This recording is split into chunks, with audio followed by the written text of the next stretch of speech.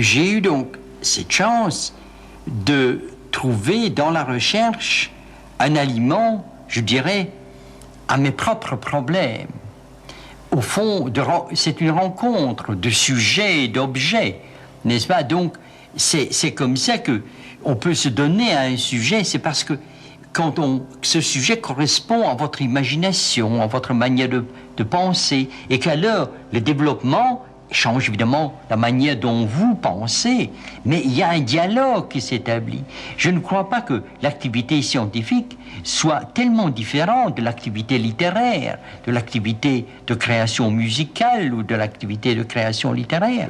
Les grands concepts de la science qui permettent au fond, de faire de la science, c'est-à-dire la découverte de la raison scientifique, on pourrait dire, au XVIIe siècle, avec Newton, Galilée, Descartes, n'est-ce pas, pour ne citer que quelques-uns, ce n'est pas du tout simplement découvrir, je ne sais pas, une molécule qui existait, c'est une vision du monde.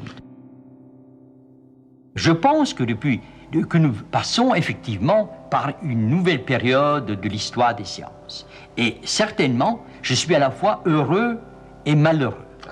Heureux et malheureux, heureux parce que j'ai pu, comme témoin actif, parcourir un moment des sciences que je considère comme aussi important, me semble-t-il, que le XVIIIe siècle.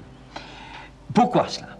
Eh bien, au XVIIIe siècle, au XVIIe siècle, au XVIIIe siècle, nous avons la naissance de la science contemporaine et au fond, ce que Coiré appelait le passage du monde clos aristotélicien au monde infini de la physique newtonienne.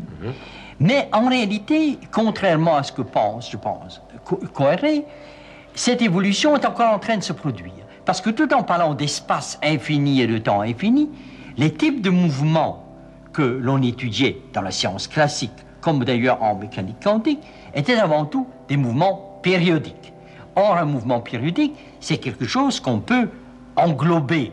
C'est fini. C'est fini. C'est justement, c'est un monde clos. C'est un monde clos.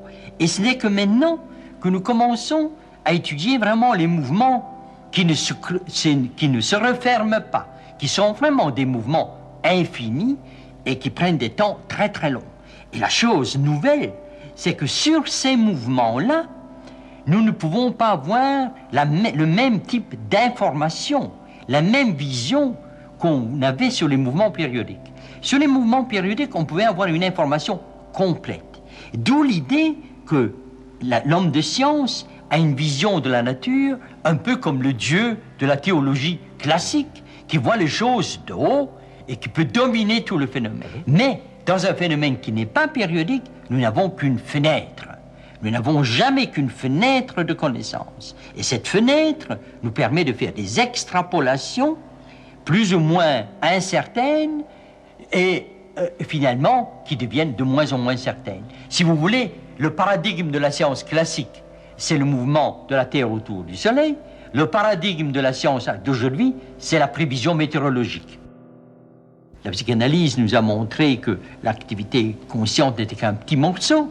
Eh bien, de même, au fond, ce que nous voyons arriver dans l'univers n'est qu'un petit morceau, n'est que ce qui surnage d'un devenir beaucoup plus complexe et que nous ne savons pas formaliser à cause du caractère fini de nos mesures. Si vous voulez, quelle que soit la précision des mesures, elles sont limitées et c'est les limites de cette précision qui contiennent les germes d'un avenir que nous ne savons pas contrôler. Donc l'image d'un univers contrôlable, d'un univers esclave, d'un univers soumis à notre volonté, est remplacée par un univers plus actif, plus indépendant, et qui devient suffisamment complexe pour comprendre comment l'homme a pu émerger d'un univers de ce type-là. Qu'est-ce que c'est finalement la vie, fondamentalement? C'est un code, des molécules comme le DNA. Or, ce sont des codes à symétrie brisée. Des codes qu'il faut lire dans une direction, comme vous lisez un texte, de gauche à droite. Et ces codes, comment ont-ils pu se constituer? Ils ont pu seulement se constituer avec ce brisement de symétrie dans un monde irréversible. Parce qu'on peut le montrer que c'est le brisement de symétrie temporelle qui conduit à la notion de code. Alors le problème aujourd'hui, c'est comment le temps s'inscrit-il dans la matière. Et ça, c'est, je dirais, à la fois le problème des origines de la vie, et c'est aussi le problème de l'origine de l'univers.